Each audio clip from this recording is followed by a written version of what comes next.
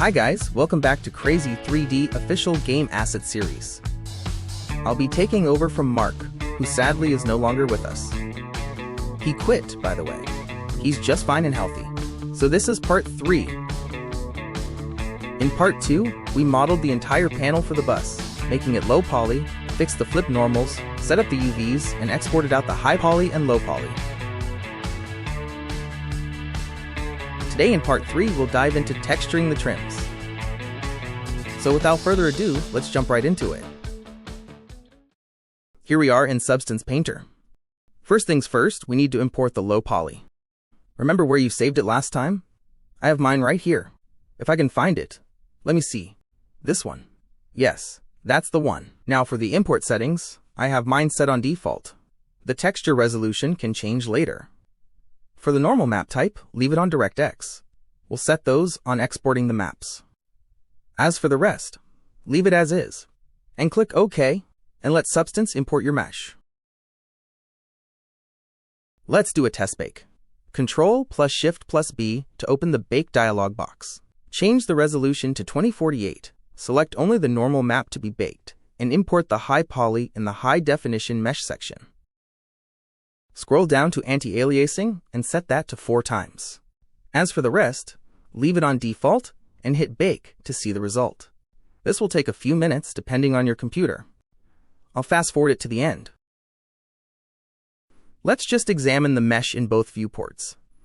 Are there any errors or artifacts? This will determine whether we need to change the bake settings or not.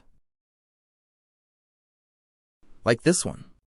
This happens because we didn't set the front ray distance small enough, so it hit another part of the object where it shouldn't be hitting. Try setting the frontal ray distance to a smaller number, like 0.0005, and rebake it.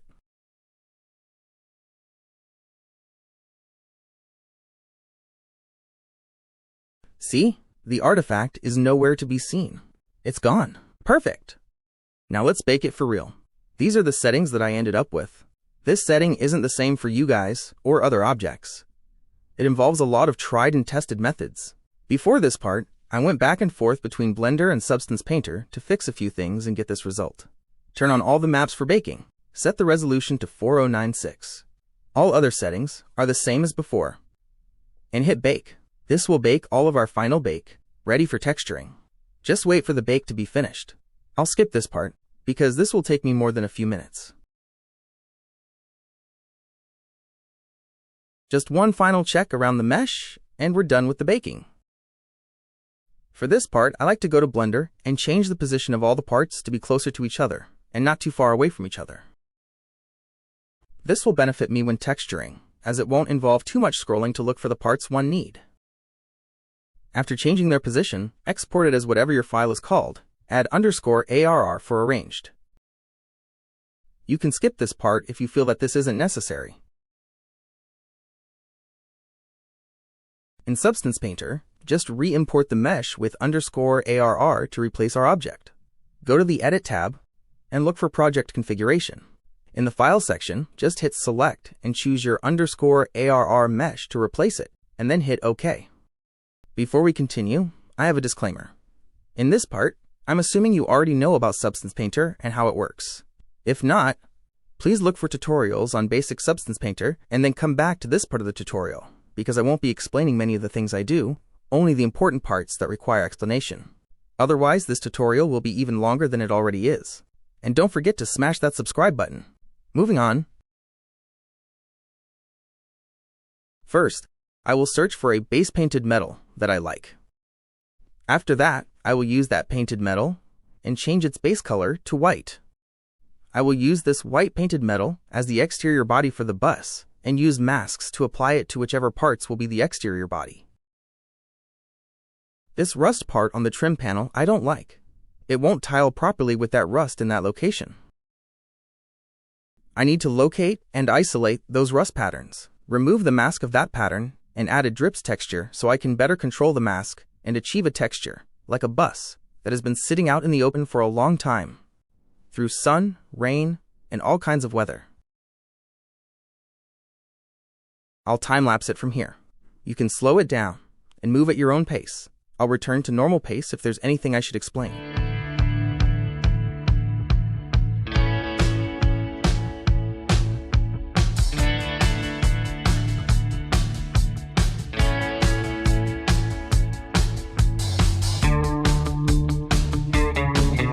create the backlights, I simply use a basic color and mask it into the desired shape. Then, I duplicate that layer, change the color shading, and adjust the mask shape to create a sense of depth, as if there's a light fixture inside the bus, ensuring the lights aren't just a flat color. On top of that, I use height maps to simulate the bumpy texture of taillights and add a metal frame to finish them off.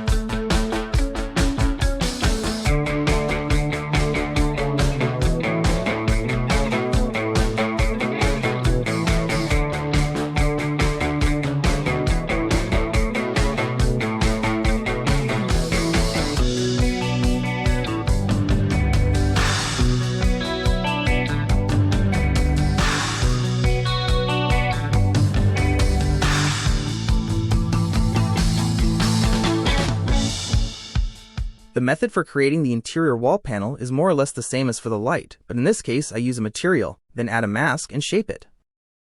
I move and rotate the mask to create something resembling a bus interior made of carpet and plastic. To add a touch of shadow beneath the vertical pillar, I use black color, mask it, apply a blur effect to the mask, and slightly reduce the color's opacity to achieve a drop shadow effect.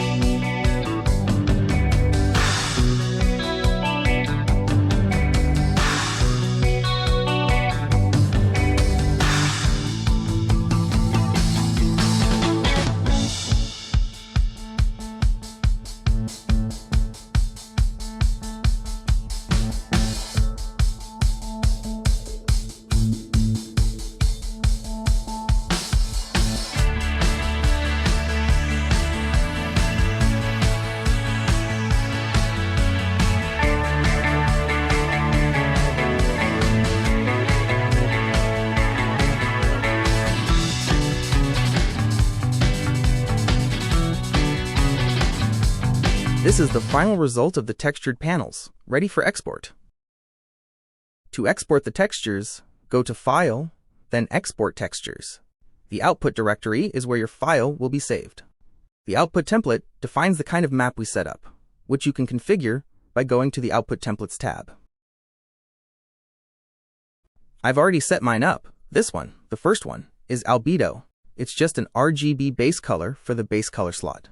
The second one is a mask for use in Unreal Engine MRAO, with metallic in the R channel, roughness in the green channel, and AO in the blue channel. I'll show you how to set those up in Blender. Now for the normals, I use two types. The first is the OpenGL normal map, specifically for Blender, so I can preview and assemble it there. The second normal map is for the final mesh used in Unreal Engine. Unreal Engine uses a DirectX normal map. I set the map extensions to all be PNG with 8 bits, and for the normal maps, I use 8 bits plus dithering to prevent banding in the mesh caused by the normal maps. Back in the Settings tab, just leave the file type as Based on Output Template. Set the size to 4096, and for the padding, set it to whatever you like. I usually set mine to dilation plus diffusion and the border size to 2 pixels. Then, hit Export, and that will export your final textures. Alright guys, that wraps it up for episode 3 of our Crazzie 3D official game asset series. I really hope you found this part on texturing the trims helpful and picked up some useful techniques in Substance Painter. Remember, practice makes perfect, so keep experimenting. Don't forget to give this video a thumbs up if you enjoyed it, and hit that subscribe button for more exciting content coming your way in the series. In part 4, we'll be diving into importing these textures into Blender, setting up our material nodes correctly, and finally assembling our bus panel. So definitely don't miss that. Thanks so much for watching, and as always, Crazzie signing out. Keep on blending.